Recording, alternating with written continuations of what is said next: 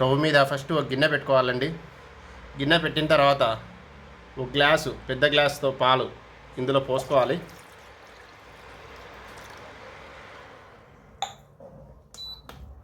పాలు బాగా వేడవ్వాలండి. పాలు బాగా వేడెక్కిన తర్వాత కొన్ని ఓట్స్ కూడా వేసుకోవాలి అందులో.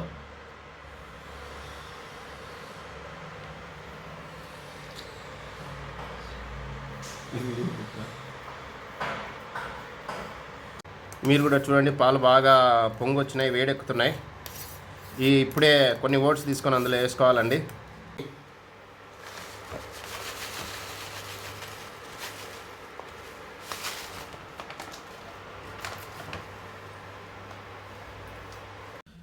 ఇవన్నీ పాలల్లో పాటి ఓట్స్ కూడా మిక్స్ అయిపోయిన తర్వాత వీటిని ఇంకొక దాంట్లోకి తీసుకోవాలి.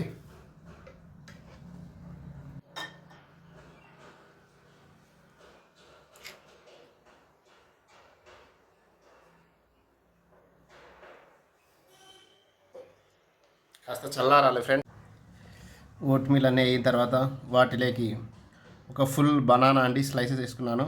మళ్ళీ ఇవి ఎండు ద్రాక్ష, ఇవి వచ్చేసి పంకిన్ సీడ్స్, ఇవి వచ్చేసి ఫ్లాక్స్ సీడ్స్. అవన్నీ మిక్స్ చేసుకొని తినాలి.